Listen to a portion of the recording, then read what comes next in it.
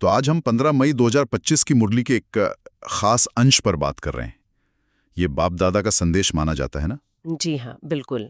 और इसमें जो मुख्य बात है वो है एक ऊंची आध्यात्मिक स्थिति पाने की है। हाँ, मैंने भी देखा।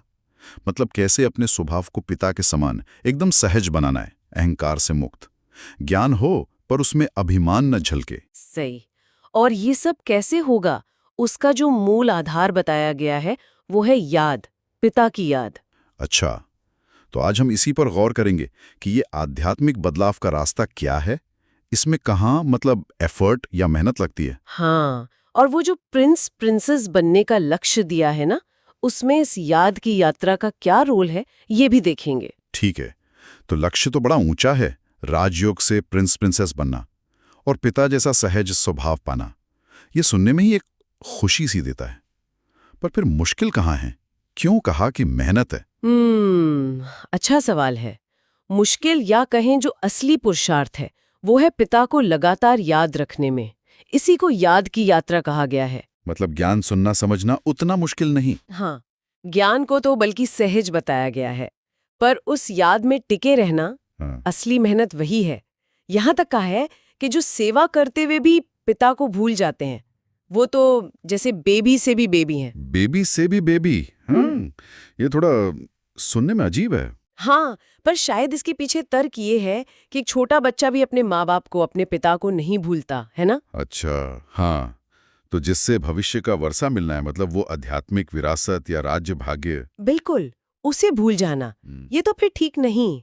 मतलब याद के बिना वो वर्षा, वो प्राप्ति कैसे होगी? तो याद इतनी जरूरी है कि वो आत्मा को पवित्र बनाती है, पतित से पावन वाली बात। हाँ, यही महत्व है।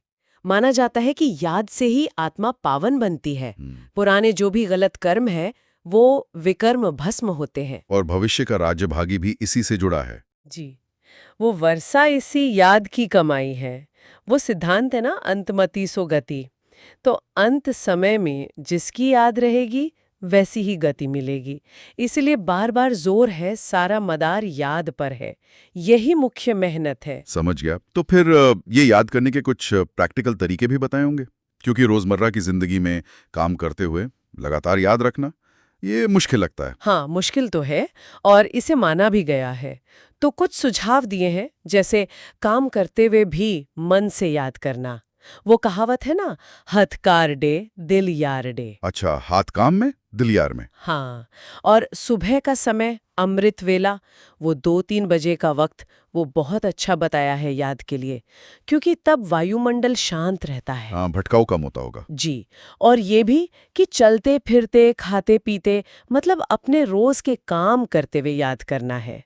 इसे सहज मार्ग कहा है, कोई हठ योग नहीं कि जबरदस्ती बैठना है। और खुद से बातें करना कि इस पढ़ाई से क्या बन रहे हैं, मंजिल क्या है, और अपनी याद का चार्ट रखना, ये सब मदद कर सकता है। हाँ, बिल्कुल, ये तरीके हैं ट्रैक रखने के।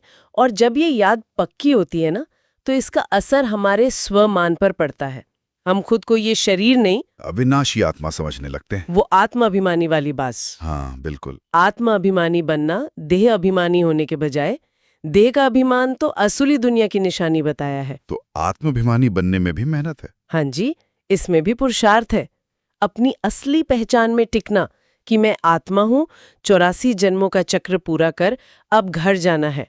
शरीर तो विनाशी है। और इसमें सेवा का भी जिक्र था, यज्ञ सेवा, ऑलराउंड सेवा। हाँ, यज्ञ सेवा का वरदान है कि जो ऐसी ऑलराउंड सेवा करते हैं, उन्हें स्वतः ही सब प्राप्तियों का प्रसाद मिलता है।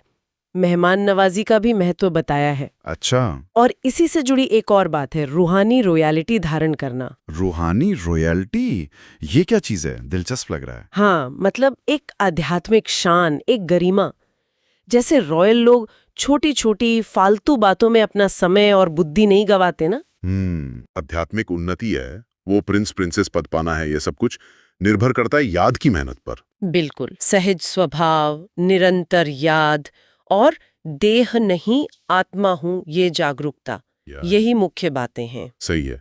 और अंत में सुनने वालों के लिए एक सवाल छोड़ सकते हैं, जो मुरली भी हमें सोचने को कहती है।